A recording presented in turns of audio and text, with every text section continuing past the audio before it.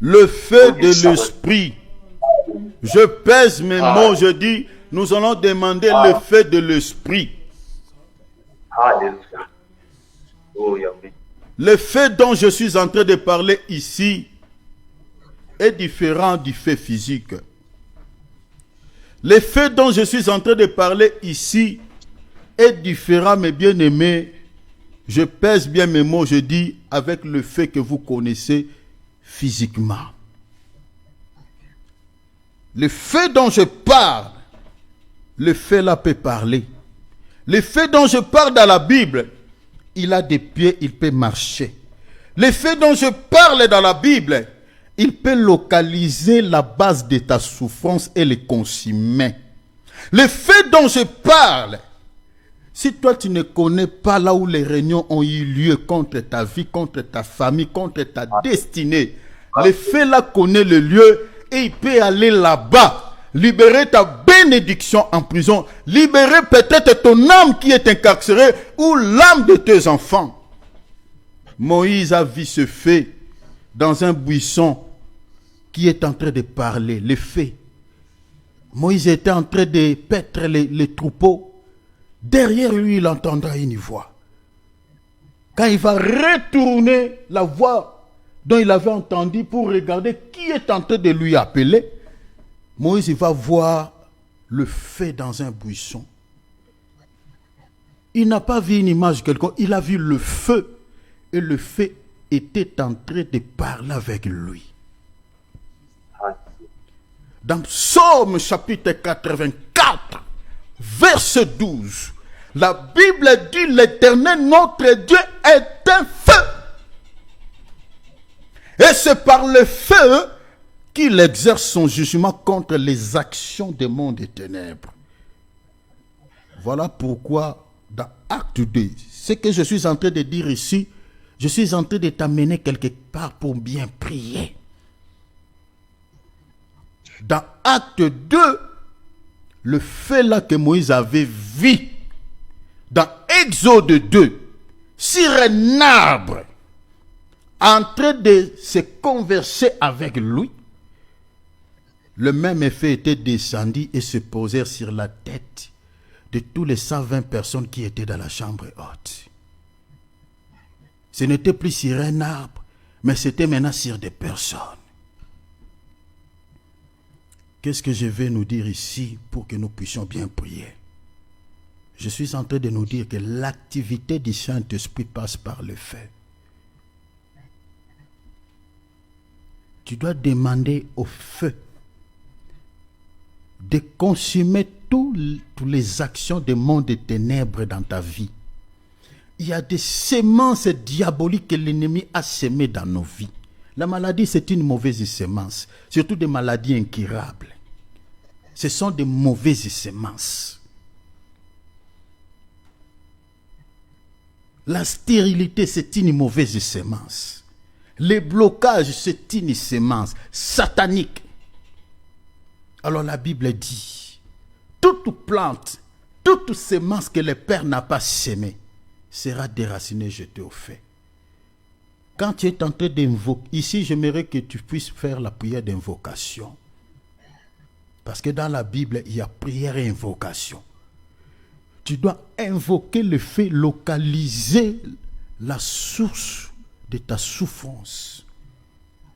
Parce que ta souffrance ou cette situation-là ne tombe pas à pic. Ça vient quelque part, tire son origine quelque part. Peut-être toi tu ignores, tu ne sais pas, mais le feu connaît là où ta souffrance tire son origine. Alors tu dois demander au feu d'aller, parce qu'il connaît les lieux. Là où les cérémonies ont eu lieu, au sujet de tes enfants, au sujet de ton mariage, au sujet de tes projets. Que toutes ces choses, s'il y a des autels que tes ancêtres ont laissés, peut-être toi tu ne connais pas ça. Mais les autels là subsistent jusqu'à présent. Donc votre souffrance est liée à ça. Donc il y a des esprits dans votre famille qui règne, qui continue à dominer à cause de la présence de ces autels. Si ces autels n'est pas enlevé, si ces autels n'est pas brûlé, vous continuerez toujours à souffrir. Il y a des autels comme ça dans certaines familles. Beaucoup de gens ne savent pas. Dieu a dit à Gédéon, vous voulez être délivré des Madianites. L'Israël était sous l'esclavagisme des Madianites. Tout le temps était maltraité. Mais quand Dieu a appelé Gédéon, vous savez ce que Gédéon avait fait avant d'aller combattre les Madianites? Il a d'abord renversé l'autel de Baal qui était au sein d'Israël. L'Israël vivait avec un Dieu inconnu, avec un autel, ne savait pas que c'est cet autel-là qui donnait la force à l'ennemi de pouvoir quoi? Les assiéger. Les assiégetures. Dans certaines familles, c'est comme, tu pries, mais tant que l'autel n'est pas renversé, tu ne seras pas libéré. Alors tu dois prier. Si vous avez eu des ancêtres qui ont consulté les diables, qui ont consulté des féticheurs, qui ont fait je ne sais pas quoi, sache que dans votre famille, il y a des autels. Alors tu dois prier le Seigneur. Si ces autels-là, je ne sais pas, peut-être ça existe sous l'eau. Peut-être ça se trouve, le diable sait que ça c'est l'autel d'une famille telle. Ça c'est l'autel que leurs ancêtres avaient conclu l'alliance, c'est pour la famille telle. Toi tu dois prier que le feu de Dieu ce soir consume cet autel qui donne aux démons l'accès de pouvoir vous maintenir dans cet état, de pouvoir vous compliquer la vie de toute la famille. Il y a des gens qui meurent dans votre famille. Il y a des gens qui ne vivent que la même maladie. C'est-à-dire que vous êtes en train de souffrir d'une même maladie. Des maladies incurables. Il y a d'autres familles qui sont condamnées par la stérilité, condamnées par les blocages à cause de la présence de cet autel. Mais que ce soir, la prière que tu dois adresser à Dieu, que cet autel n'existe plus, que cet autel soit brûlé, soit écrasé par la puissance de Dieu. Prions au nom de Jésus-Christ. Prions au nom de Jésus. Élevons nos voix, ouvrons nos micros au nom de Yeshua.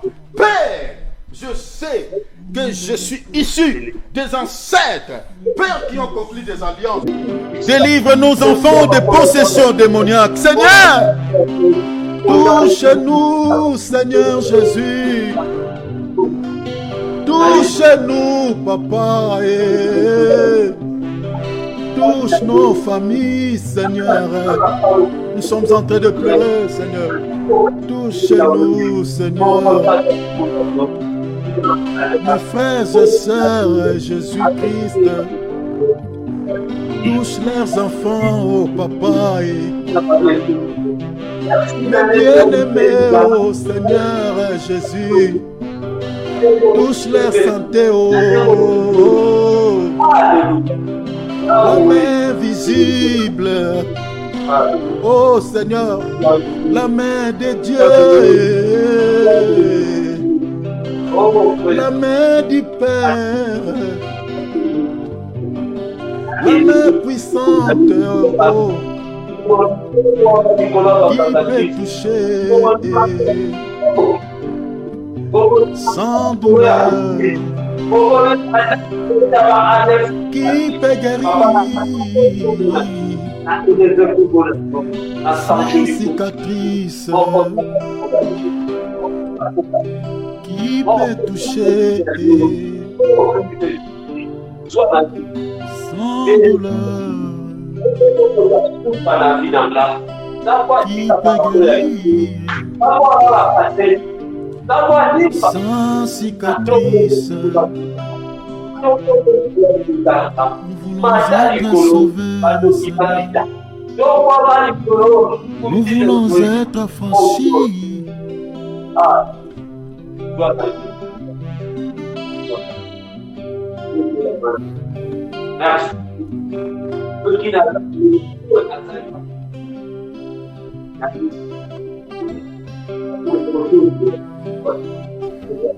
Seigneur, délivre-nous.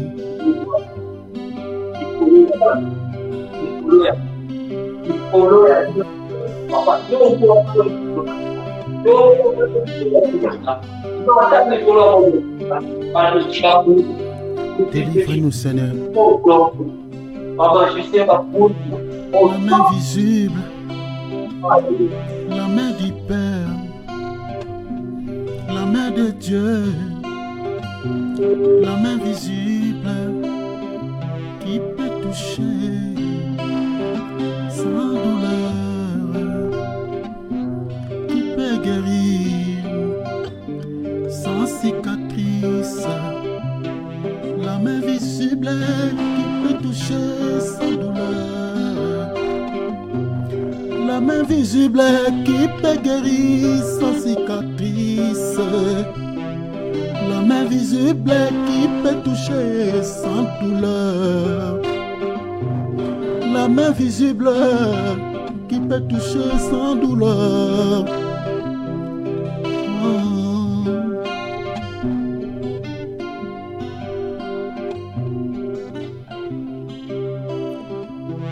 La main visible, la main de Dieu,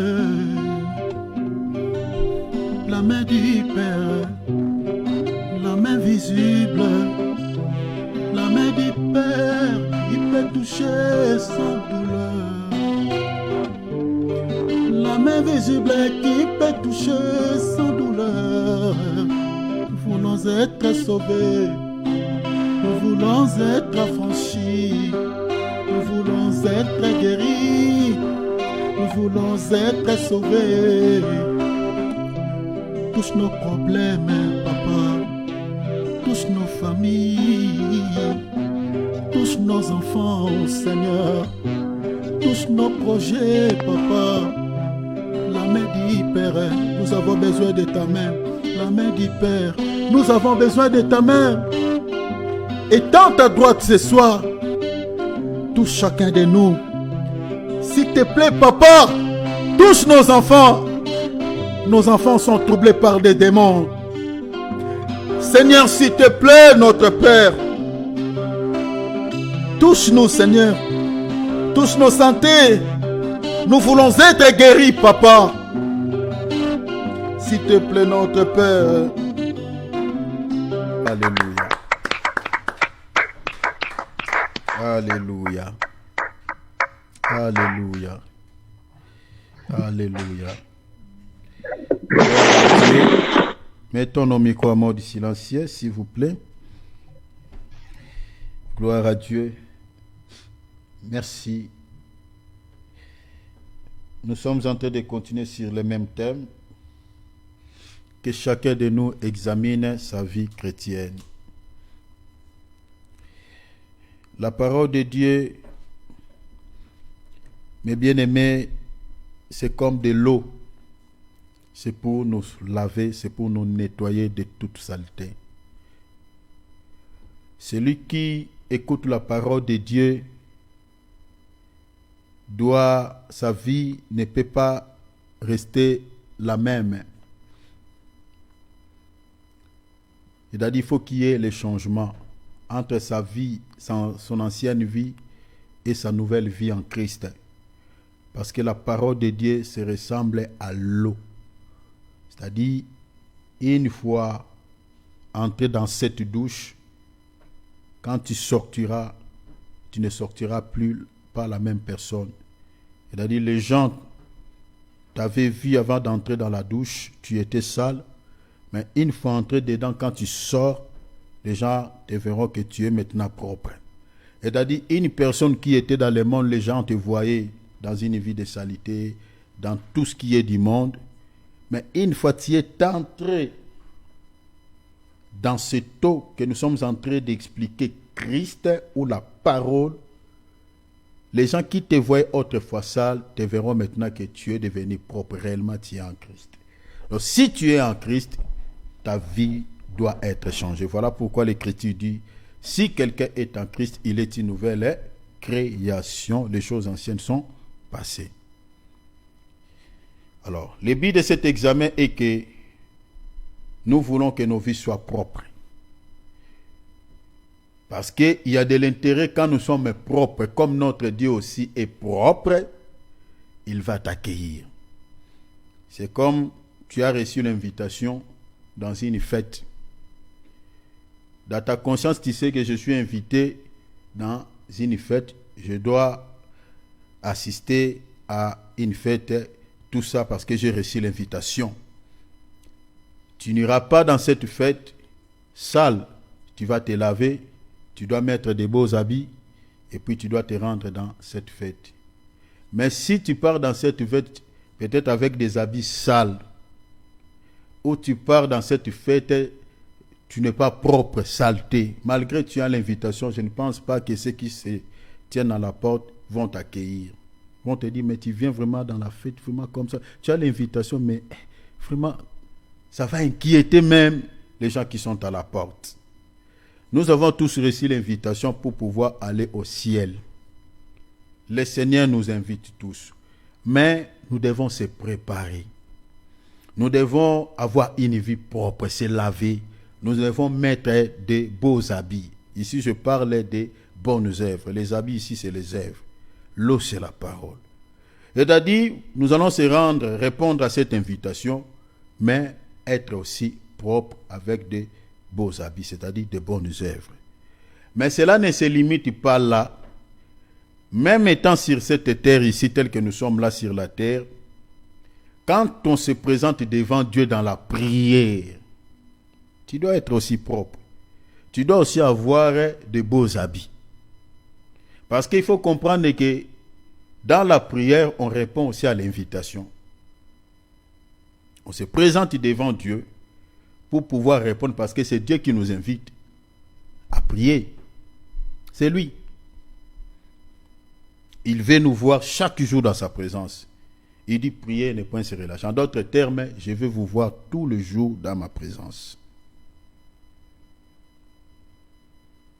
Et quand on se présente devant lui, on sait que voilà, au-delà de notre conversation avec le Seigneur, quand je parle de conversation, c'est-à-dire dans la prière, on ne demande pas seulement des choses à Dieu, mais on peut passer aussi des temps et des temps à pouvoir adorer Dieu, développer notre vie d'intimité avec lui.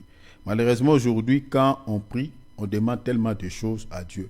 Mais on peut passer aussi des temps et des temps dans la prière sans peut-être demander quoi que ce soit. C'est seulement pour développer mon intimité avec le Père, l'adorer. L'adorer.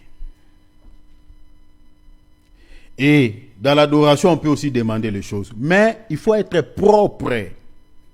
Parce que la nature de notre Dieu est saint. Regardez dans Genèse chapitre 2, la Bible dit, après avoir créé le monde, pendant 6 jours, le 7e jour, Dieu acheva tout ce qu'il avait fait. Il a sanctifié le 7e jour. En d'autres termes, ceux qui ont droit d'entrer dans le 7e jour doivent être quoi? Sanctifiés. Voilà pourquoi Hébreux 4 nous dit, craignons donc tandis que la promesse d'entrer dans son repos subsiste encore. C'est-à-dire la promesse d'entrer dans le 7e jour, parce que le repos c'est le 7e jour. Tandis que la promesse d'entrer dans le 7e jour subsiste encore. Mais avant d'entrer dans le 7e jour, la promesse est là. Il a sanctifié le jour, nous devons aussi être sanctifiés. Le 7e jour, c'est tout un homme. Tels que nous sommes là, ceux qui sont déjà en Christ sont entrés dans le repos. Parce que la Bible dit, pour nous qui avons crié, nous entrons déjà dans le repos. C'est ça ce que le texte dit. Donc ceux qui ont crié à Jésus sont déjà dans le repos. Mais comment peut-on reconnaître ceux qui sont entrés déjà dans le repos? Ce sont ceux qui mènent une vie de sainteté. Parce que si tu n'as pas une vie de sainteté, tu peux te présenter le jour de culte, tel que nous sommes là, on se réunit autour de ces programmes, mais le Seigneur ne vous voit pas vraiment dans le 7e jour. Parce que ceux qui sont censés d'entrer dans le 7e jour, c'est ceux qui ont crié. Ceux qui ont crié en réalité, c'est ceux qui ont accepté de mener une vie de sainteté. Comme celui qui vous a appelé saint, vous aussi soyez saint dans toute votre conduite. C'est ça au fait. Alors, quand on se présente dans sa présence, il faut être sûr que tu es entré, donc tu as une vie de sainteté, tu as une vie de sanctification. La sanctification dans la chair, dans l'esprit, dans l'âme, dans nos pensées. Si vous avez l'habitude de regarder des choses qui peuvent vous souiller, Vous n'êtes pas saint. Qui vous suit, pardon, vous n'êtes pas saint. Il y a des choses qui nous suivent. Prenons par exemple, si vous avez l'habitude d'écouter la musique profane, ça vous suit. Si vous avez l'habitude de regarder que des séries télévisées, votre vie est pleinement dedans. Ça vous suit aussi quelque part. Parce que si quelque chose ne vous n'édifie pas votre âme, c'est que ça édifie la chair.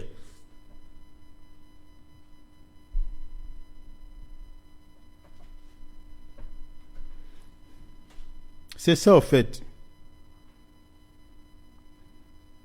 Nous devons faire très attention. La vie chrétienne, c'est une vie de pureté, une vie de sainteté. Et quand on s'approche de Dieu, quand on prie le Seigneur, il faut s'assurer que tu as une vie de sainteté. C'est bien, c'est très important parce que cela permettra, quand tu pries, il n'y a rien qui va se présenter comme tout un obstacle dans la prière.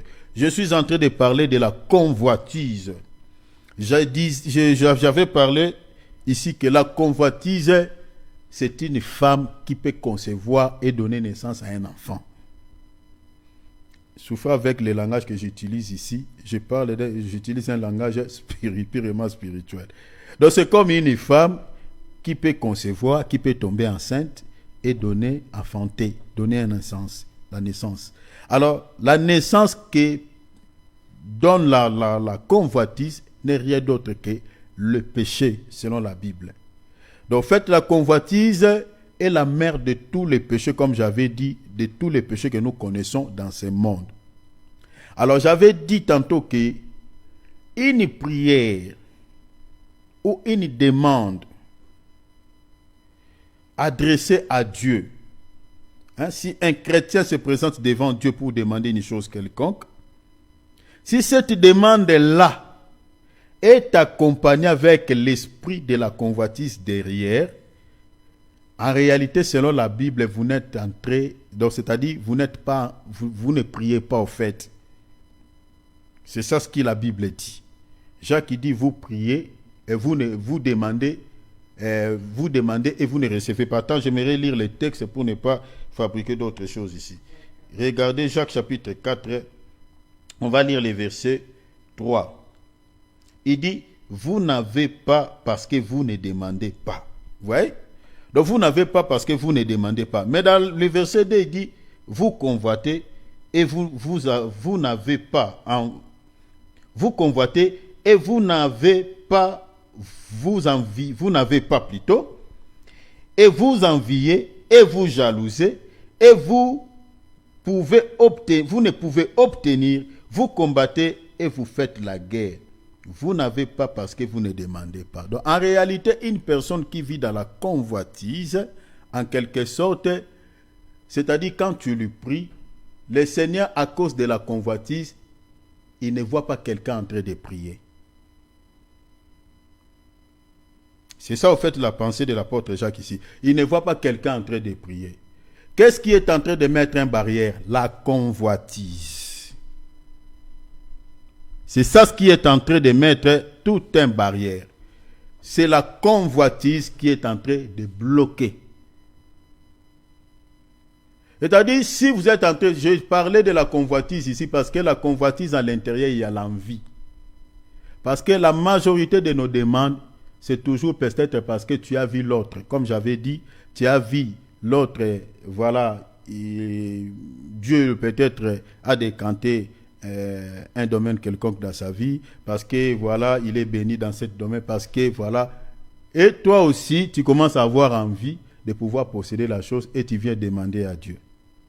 Parce que tu vois, les autres sont en train de marier, et toi aussi tu veux te marier. Tu viens demander le mariage à Dieu. Parce que tu as vu quelqu'un peut-être, voilà. Non. Quand on demande quelque chose à Dieu, dans ton cœur, il faut s'assurer que tu ne demandes pas avec un esprit d'envie ou un esprit de convoitise derrière. Donc, il faut être propre dans ton esprit en quelque sorte. Si ta demande est liée avec un esprit de convoitise derrière, tu ne recevras pas. C'est pour cela Jacques dit, vous demandez, vous ne recevez pas. Vous comprenez? Tout simplement parce que quoi? Derrière cette demande, il y a la convoitise.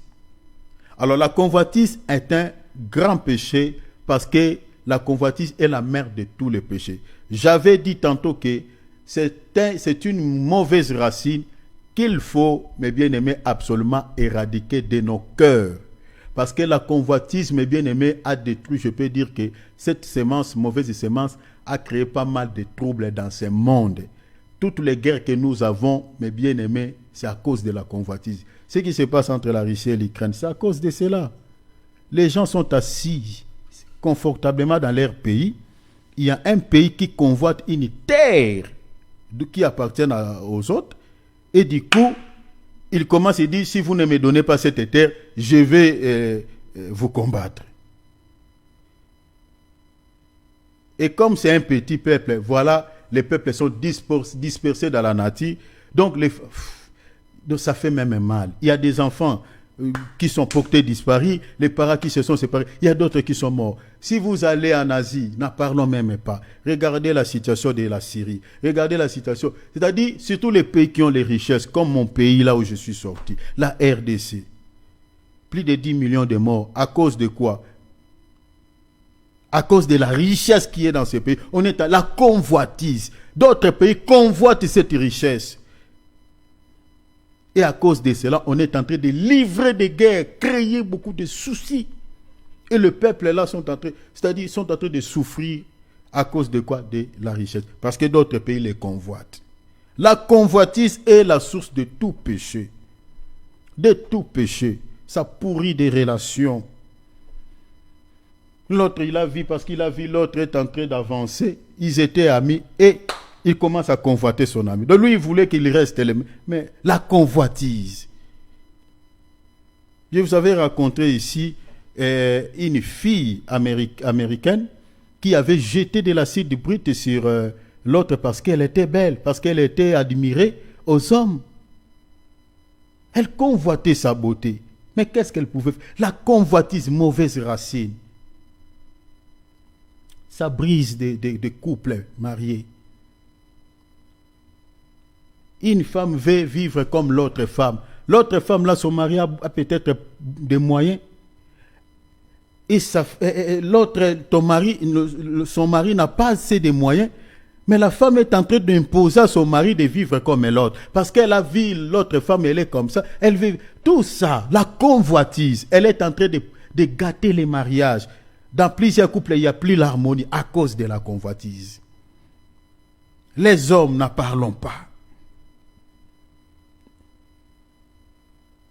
Il y a d'autres qui sont en train de faire le mal aux autres parce que la convoitise, mes bien-aimés, pendant que je suis en train de parler là, je vois ce que cette sémence a fait dans ce monde.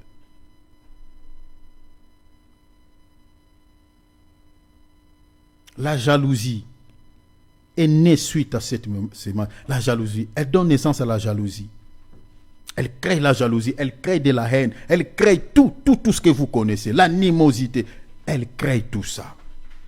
Donc, vous comprenez que la convoitise, c'est une mauvaise racine. C'est pour cela, si cela habite ton cœur, donc dans la prière, Dieu ne t'écoute pas.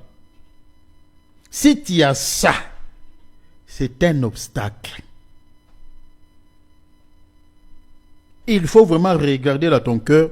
Est-ce que la demande que je suis en train de faire à Dieu ici, est-ce que la sémence de la... Parce que ici, je parle de la convoitise de la chair et la convoitise des yeux. Hein? Donc, regarde vraiment, est-ce que dans mon cœur, ce n'est pas parce que j'avais vu cette chose entre les mains de quelqu'un. Voilà le sujet de ma demande devant Dieu. Ce n'est pas parce que j'avais vu dans un magasin. Parce qu'il y a d'autres, quand ils sortent, ils voient quelque chose, voilà, on est en train de vendre dans un magasin. Son cœur est en train de se battre, de pouvoir posséder. C'est ça l'esprit de la convoitise. Et surtout si tu n'as pas les moyens.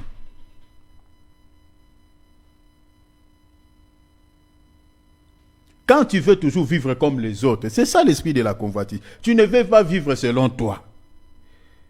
Tu ne veux pas vivre selon tes moyens.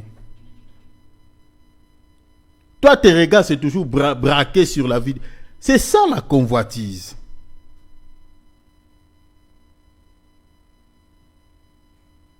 Elle est la source de beaucoup de malheurs. La source, je peux dire, tout ce que nous avons dans ce monde, si vous vérifiez, c'est la base, ce qui a créé tout ça, la convoitise. Regardez, comme je vous avais montré, d'où viennent les guerres, les combats parmi vous. Je suis dans Jacques chapitre 4, verset 1. Si vous lisez dans d'autres traductions, on dit d'où viennent les conflits, d'où viennent les jalousies.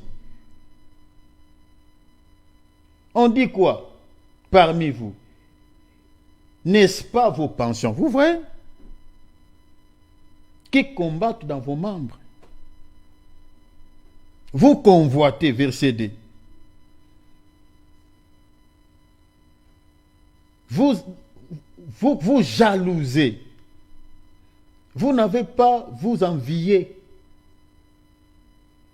Et vous ne pouvez pas obtenir. Vous combattez. Vous voyez les combats. Beaucoup de combats parmi nous.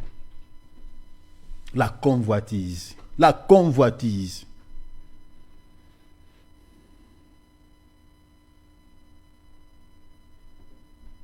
C'est une mauvaise semence qu'il faut absolument éradiquer. C'est un fruit de la chair.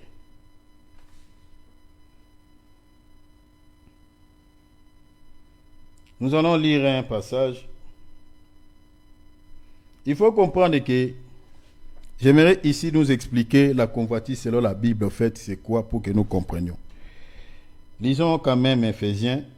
La convoitise selon la Bible, c'est quoi? Éphésiens chapitre 2, verset 3.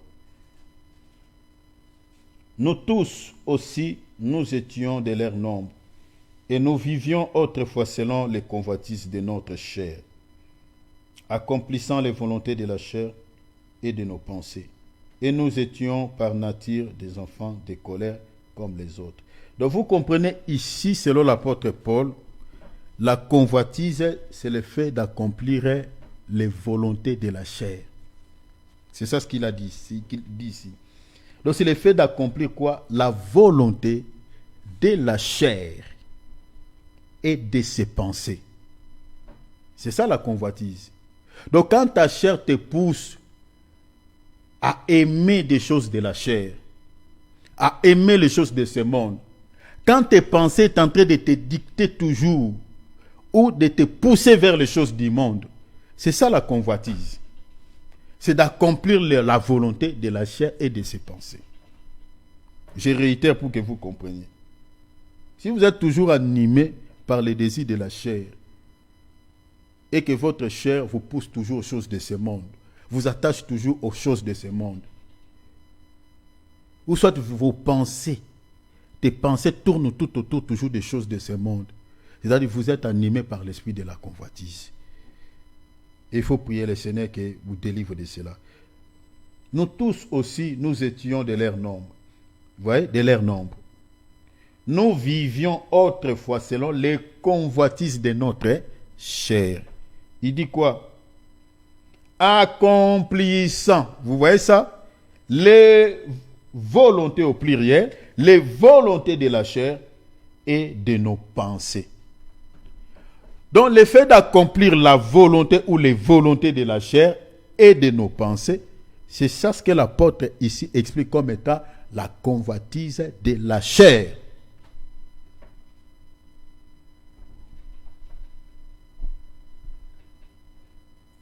Parce que ta chair veut la chose là, ma chair, je veux ça. Même si tu es dans les capacités, mais ton cœur veut. Combien, par exemple, pendant cet été, parce qu'il avait vu, je ne sais pas, un truc dans un magasin ou dans une boutique. Donc lui, tout son salaire, il a travaillé, il a bossé pour seulement avoir cette chose-là. C'est ça la convoitise. C'est-à-dire la volonté de la chair. La chair est en train de te pousser, de posséder toujours ça. Et si tu n'as pas ça, tu es mal à l'aise. Si ton corps te pousse toujours à accomplir ses désirs, chaque fois, tu es touché par l'esprit de la convoitise. La convoitise, c'est ça, ce qui dit la Bible. Accomplir les volontés de la chair et de ses pensées. Je vous avais dit ici que si vous êtes trop dans la chair, tu seras loin de Dieu. Si tu aimes trop la chair, quand je parle de la chair ici, je ne parle pas du corps, hein, je parle de l'esprit. L'esprit qui règne dans ce monde et que vous êtes lié à ça, vous serez loin de Dieu. Vous êtes loin de Dieu. Le premier combat que nous avons plutôt tous sur le plan spirituel dans la vie chrétienne, ce n'est pas d'abord les diables ou les démons. C'est d'abord entre notre âme et notre esprit. Le premier combat.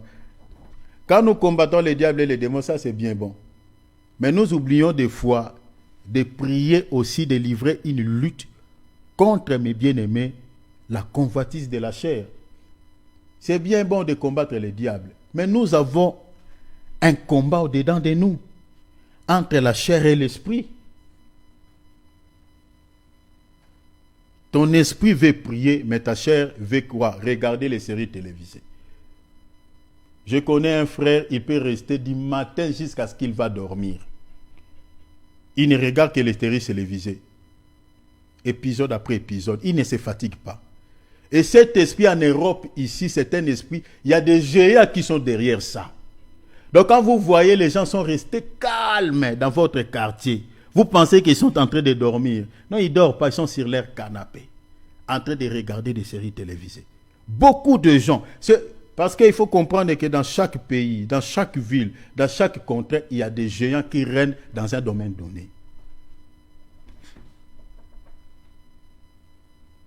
Si vous allez par exemple à Marseille, là-bas, il y a des géants des violences là-bas.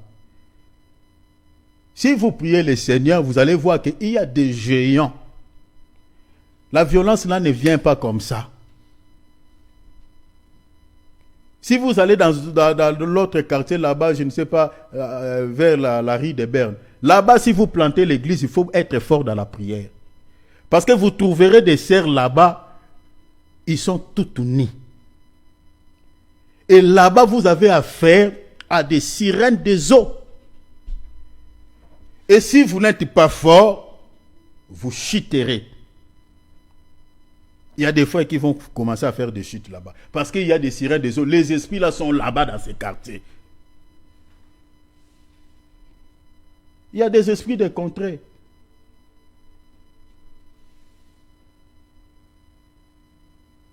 Le premier combat que nous devons livrer, c'est d'abord entre notre âme et notre esprit. Avant de chasser Satan, les démons, vérifie dans ton cœur, dans ton âme. Ton esprit veut prier, mais ta chair refuse. À chaque fois quand tu veux prier, il y a toujours un obstacle. À chaque fois quand tu veux prier, il y a toujours quelque chose. Tu verras toujours ton corps est attiré par quelque chose de la chair. Si tu es ici, tu n'arrives pas à lire ta Bible à cause de quelque chose de la chair. C'est ta chair qui domine. Regardez d'abord, on va lire une écriture. Hein. Vous allez comprendre qu'il y a tout un combat entre notre corps, notre chair et notre esprit. Lisons 1 Pierre chapitre 2 verset 11. Il faut remporter la victoire sur ta chair. Si tu ne combats pas les convoitises de ta chair, il y a un souci. Je ne vais pas dire que tu rateras le ciel parce que je ne connais pas trop. Peut-être tu changeras après. Mais il y a un souci. Quand je dis il y a un souci, il y a un souci. Même dans la prière. C'est compliqué. 1 Pierre chapitre 2 verset 11e. La Bible dit, bien-aimés, je vous exhorte comme étrangers et voyageurs à vous abstenir des convoitises charnelles, on dit quoi? Qui font la guerre à l'âme. Vous avez vu ça? Donc les convoitises de la chair, ils font la guerre où? Au niveau de ton esprit, de ton âme.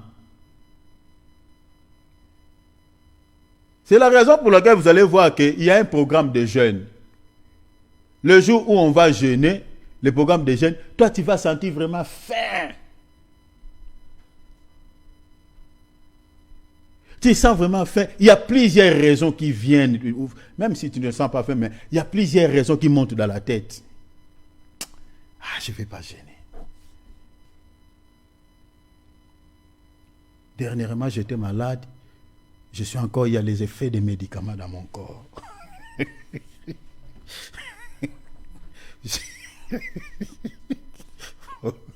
Que Dieu nous aide. Nous, on a vu de telles personnes. Tu verras, je me rappelle quand j'étais intercesseur à l'église au Congo, les pasteurs avaient décrété un jeûne et prière. À la fin du culte, souvent c'était des femmes.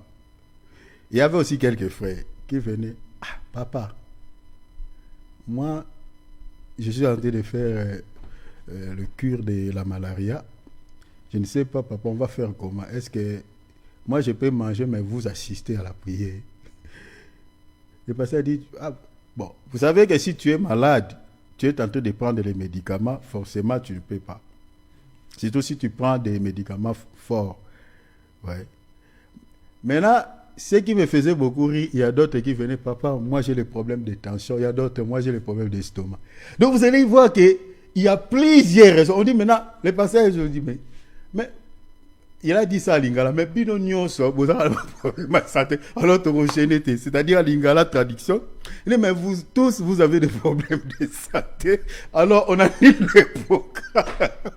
Vous comprenez? C'est la chair. Donc une fois que le jeûne est décrété, l'esprit là commence à monter dans la tête de chacun. Mais toi, tu as les problèmes d'estomac. Ton estomac là, est-ce qu'il va s'y porter? Mais toi, tu as tel problème de santé. Qu'est-ce que les médecins t'avaient dit? Donc si tu ne manges pas, donc, il y a tout ça. Les convoitises de la chair. C'est-à-dire la chair est en train de dominer sur nos esprits. Beaucoup de chrétiens ne prient pas parce qu'ils ne veulent pas prier. Quand je dis prier, c'est-à-dire des prières personnelles. Beaucoup n'arrivent pas à méditer la parole de Dieu. Ce n'est pas parce qu'ils ne veulent pas méditer. C'est parce que la chair est en train de prendre le dessus sur l'âme. Chaque jour, il y a cette bataille. Quand tu veux prier, quand tu vois il y a une pensée qui monte, c'est ça le combat de la convoitise. C'est-à-dire les convoitises de la chair est en train de chercher à combattre ton âme, que ton âme ne soit pas nourrie, ton âme ne gêne pas, ton âme ne prie pas, ton âme ne puisse pas être en contact avec Dieu, que tu ne puisses pas nourrir ton âme par la méditation. La chair est en train de chercher à prendre le dessus. Et quand nous sommes charnels, dans la présence de Dieu, c'est compliqué. Je connais quelqu'un qui peut prendre le temps devant la télé pendant des temps et des temps. Il ne prie qu'avant de dormir, seulement avant de dormir. Et une courte prière. Donc vous voyez que le convoitise de la chair a pris tellement le dessus sur la chair toute la journée. Et la personne va faire une courte prière que seulement avant de dormir. Comment on peut être fort sur le plan spirituel? Comment pouvons-nous être forts? On va être fort sur le plan spirituel. Comment? Par quelle magie? Les convoitises de la chair est en train de prendre le dessus. Paul dit dans Galates 5, 17, il dit, car la chair a des désirs contraires à ceux de l'esprit. Donc il répète Pierre. Vous voyez, il dit, la chair a des désirs contraires à ceux de l'esprit et l'esprit en a des contraires à ceux de la chair. Ce sont deux désirs différents. Les convoitises de la chair sont là. Ils cherchent à dominer, à prendre le dessus. Mais la Bible dit quoi? Ils sont opposés entre eux. Mais l'Écriture dit quoi? Marchez selon l'esprit et vous n'accomplirez pas les désirs de la chair. Chers enfants de Dieu, si on ne combat pas la convoitise de la chair, ça sera compliqué dans nos prières. C'est un obstacle. Dans la prière, c'est un obstacle. Un chrétien qui vit confortablement selon la convoitise de sa chair est loin d'être saint. Selon la Bible, je parle, est loin d'être saint. Mais par contre, il est comparable à ceux du monde. Un chrétien qui vit selon la convoitise, je dis bien, confortablement selon la convoitise de sa chair est loin d'être saint. Comprenez? Est loin d'être saint. Je parle selon la Bible. Mais par contre, il est comparable à ceux du monde. Prenons 1 Thessaloniciens chapitre 4, verset 5. C'est que chacun de vous sache posséder son corps dans la sainteté et l'honnêteté, sans vous livrer à une convoitise pensionnée comme quoi? Comme font les païens qui ne connaissent pas Dieu.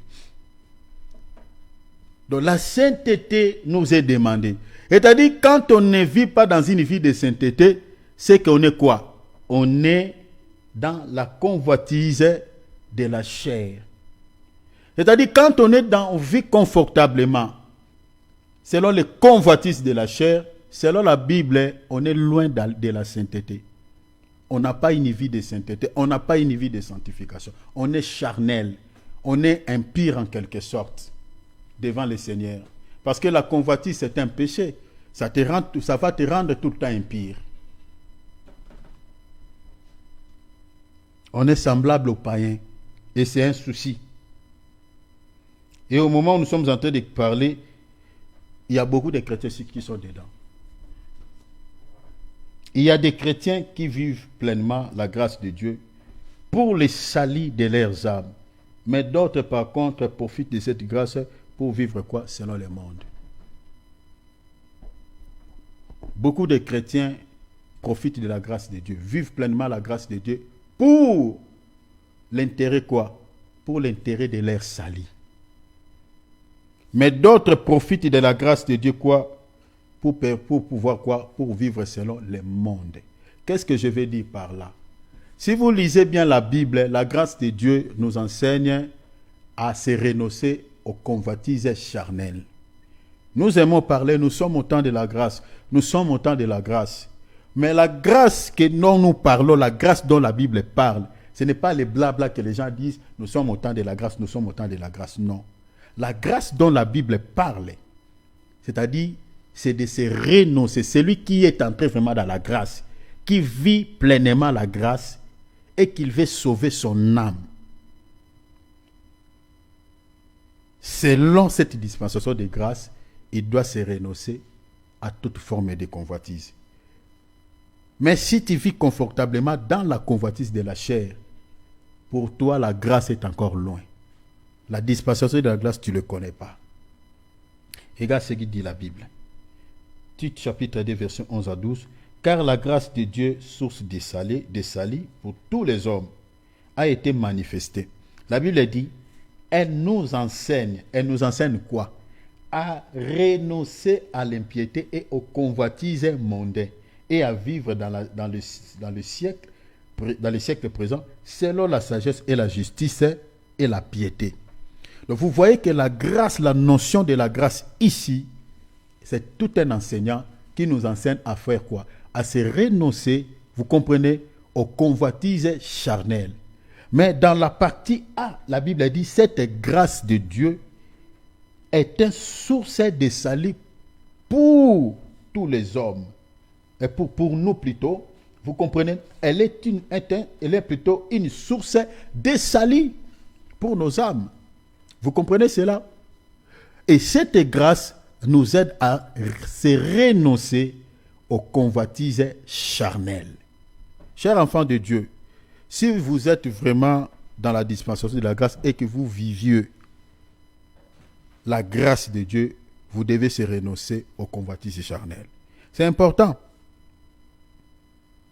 Si la grâce de Dieu ne vous aide pas à se renoncer aux convoitises de la chair, il y a aussi un souci.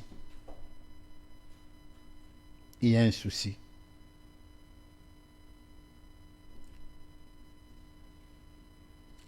Un autre élément, si vous obéissez encore aux convoitises de votre chair, c'est un des signes qui approuve suffisamment que le péché règne encore dans votre corps. Ça, c'est encore un autre élément. Si vous êtes toujours conduit par les convoitises de la chair et que les convoitises de la chair dominent toujours sur votre vie, c'est que c'est aussi un des signes qui approuve suffisamment que le péché règne encore ou domine encore dans votre vie. Parce que ce n'est pas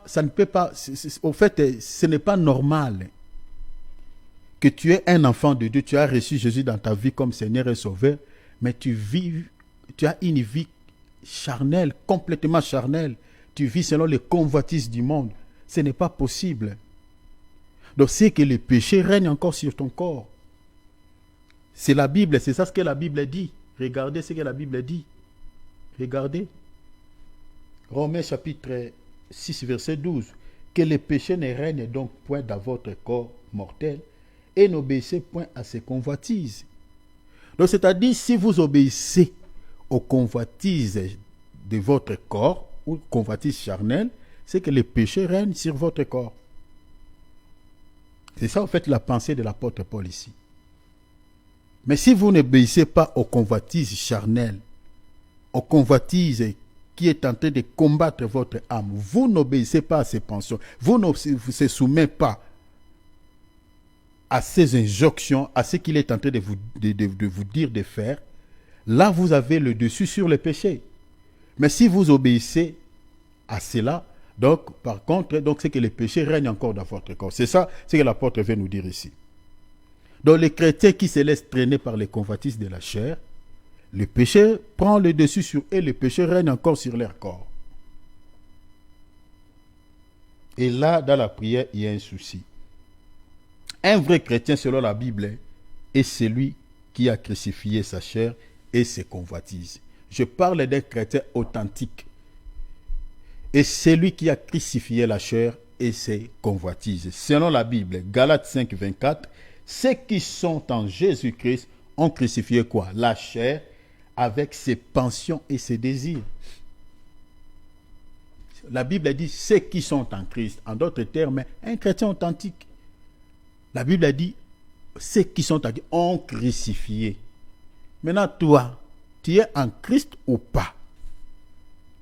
Si tu es en Christ, pourquoi tu n'as pas crucifié ces désirs charnels? Pourquoi tu n'as pas crucifié ces convoitises de la chair? Pourquoi? Le texte dit ceux qui sont en Christ ont crucifié la chair et ses passions et ses désirs. Si nous sommes réellement en Christ, nous devons crucifier les convoitises de la chair. Vous comprenez? Il faut les crucifier. Vous voyez? C'est très important. Un autre élément. Beaucoup de chrétiens vivent selon les convoitises charnelles parce qu'ils n'ont pas encore revêtu Christ comme un habit dans leur vie. S'il y a beaucoup de chrétiens qui continuent à vivre selon les convoitises de la chair parce qu'ils n'ont pas revêtu Christ comme un habit dans leur vie. Romains 13, 14. Mais revêtez-vous du Seigneur Jésus-Christ et n'ayez point soin de la chair pour en satisfaire les convoitises. C'est-à-dire, si vous avez revêtu Christ comme un habit, les convoitises de la chair n'auront pas de place dans votre vie. Christ ici, c'est l'image de la parole. Si la parole de Dieu a pris place dans votre vie, les convoitises de la chair n'auront plus de place. Mais si vous n'avez pas revêtu Christ comme un habit, la parole de Dieu n'a pas pris place totalement dans votre esprit, vous serez toujours traîné par les convoitises de la chair. Et qu'est-ce qu'il faut? Chercher à revêtir Christ dans votre vie comme un habit, comme un vêtement. Et vous n'aurez pas soin pour pouvoir satisfaire les convoitises de votre chair. Ça, c'est un élément capital. Marchez selon l'esprit et vous n'accomplirez pas les désirs de la chair. Je vais clôturer dans 2, 3, 4 minutes. Chers enfants de Dieu, examinons-nous. Dans notre état, beaucoup des enfants de Dieu sont devenus des chrétiens trop charnels. C'est vraiment un constat très amer. Ce genre de vérité, moi je suis évangéliste, je souffre un peu avec mon langage, parce que si on ne prêche pas la vérité aux gens, les gens ne seront pas sauvés et on continuera toujours à se lamenter en disant, bon Seigneur, nous sommes en train de prier, mais pourquoi Dieu ne nous exauce pas? On a jeûné, mais pourquoi? Parce qu'on ne respecte pas des règles de Dieu, des principes de Dieu. Dieu, je dis toujours, est un Dieu de principes. Si on ne respecte pas Dieu et que nous sommes trop charnels, on se laisse traîner par les convoitises de nos chers enfants de Dieu, on sera loin de Dieu. Quand on va prier, il n'y aura rien.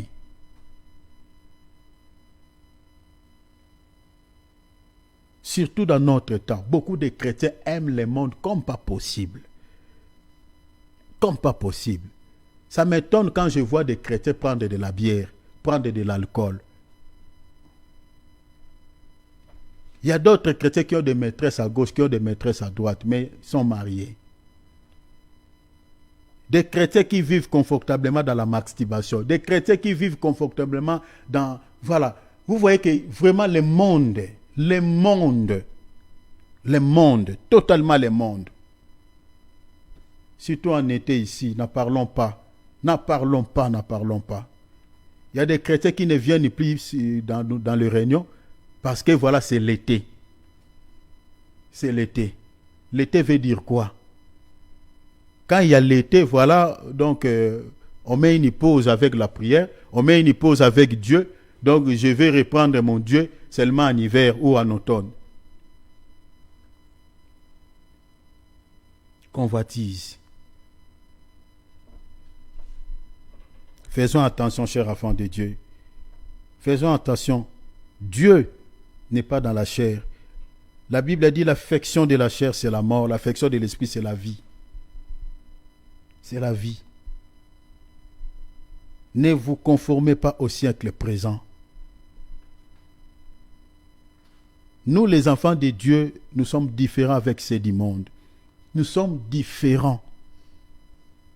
Si le monde part à gauche, nous, on part à droite. Si le monde va à droite, nous, à gauche. On ne part pas sur la même direction. Si tu te retrouves toujours dans les choses du monde, donc vous êtes touché par l'esprit de la convoitise de la chair, il faut prier que le Seigneur vous délivre de cela. Ici, je suis en train de marteler surtout les séries télévisées. Si ça vous prend du temps, chers enfants de Dieu, priez le Seigneur qu'il vous délivre. Parce que ça, c'est un esprit vraiment qui règne beaucoup. En Afrique, c'est le théâtre. C'est plus le théâtre. Je parle ici, je vois plus mon pays, dans mon pays. Même en Afrique, dans d'autres pays. Mais ici en Europe, c'est un constant amer. Beaucoup de chrétiens sont attachés. Les païens sont dedans, dans des séries télévisées. Les chrétiens sont dedans. Les païens se dénient dans des plages. Vous voyez aussi les chrétiens se dénient dans des plages. Mais pourquoi? Il n'y a pas la différence. La Bible dit, vous verrez de nouveau la différence entre les justes et les méchants, entre ceux qui servent Dieu et ceux qui ne le servent pas. Mais s'il n'y a pas la différence, alors nous tous, donc, nous sommes, comme l'apôtre dit, nous sommes païens. S'il n'y a pas la différence avant de connaître Christ et après avoir accepté Christ dans sa vie comme Seigneur et Sauveur, s'il n'y a pas la différence, c'est qu'on est encore dans le monde. Vous aimez les choses du monde quand vous étiez dans le monde. Vous aimez tellement les choses du monde. Vous étiez, voilà, dans tout ça. Vous êtes dans le Seigneur, mais il y a toujours ces désirs. C'est la convoitise. Donc, il faut se libérer de cela. Se libérer. Vous avez l'esprit de gaspillage dans le monde. Dans le Seigneur, vous avez toujours le même esprit de gaspillage. C'est la convoitise. Il faut prier le Seigneur de se libérer. Et si on a la convoitise, c'est un obstacle. Dans la prière, c'est un obstacle. Jacques dit, vous convoitez, voilà pourquoi vous demandez, vous ne recevez pas. Celui qui est ami du monde sera ennemi de Dieu. C'est ça. Soyons libérés de la convoitise de la chair. Soyons libérés de cela. Et quand nous allons prier le Seigneur dans sa présence va nous accueillir, il va nous répondre, il va nous écouter. Amen, amen. Que Dieu nous fasse grâce. Prie le Seigneur, humilions nos cœurs, ouvrons nos micros, nous allons prier. Nous allons demander l'aide de Dieu. Que le Seigneur nous délivre de l'esprit de la convoitise. Nous sommes enfants de Dieu. Nous devons travailler notre esprit. Nous devons quitter la chair. Nous devons se séparer, mes bien-aimés, totalement du monde. Totalement du monde. La Bible dit, le monde auquel nous vivons passera et toutes ses convoitises. Je suis dans 1 Jean chapitre 2 verset 15. Passera avec toutes ses convoitises. Mais celui qui fait la volonté de Dieu vivra éternellement. Si tu es attaché au monde, ça sera compliqué. pour que tu sois sauvé. Alors prie le Seigneur qui te délivre de toutes ces choses comme nous venons de dire. Prions au nom de Jésus-Christ. Alléluia. Seigneur, nous avons écouté ta voix, tu nous as parlé. Oh mon Père, qui suis-je moi aussi qui a donné ces messages? Amen. Seigneur, nous sommes tous dedans. Nous sommes des fois touchés par la convoitise des yeux. Nous sommes des fois touchés par la convoitise, Seigneur, de la chair. Je te prie, Père éternel, que tu nous délivres tous. Tous, Papa, s'il te plaît, Papa, de la convoitise charnelle qui fait la guerre dans notre âme. Seigneur, il y a une élite dans notre esprit. Quand on veut se laisser guider par le Saint-Esprit, quand on veut se laisser traîner par la prière, par la méditation, mais il y a une guerre. Il y a un esprit qui est en train de dire non, tu vas prier après. Non, tu vas méditer après. Non, tu gêneras un autre jour. Non, tu feras cela. Ce n'est la convoitise de la chair. La chair cherche toujours à prendre les dessus. Oh Seigneur, pour que nous puissions satisfaire ces pensions.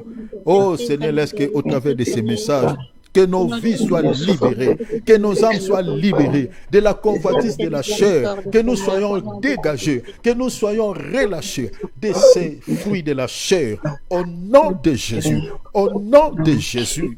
Père, libérez mes frères, libérez mes sœurs de la convoitise de la chair. Libère-nous, Seigneur. Délivre-nous, notre Père.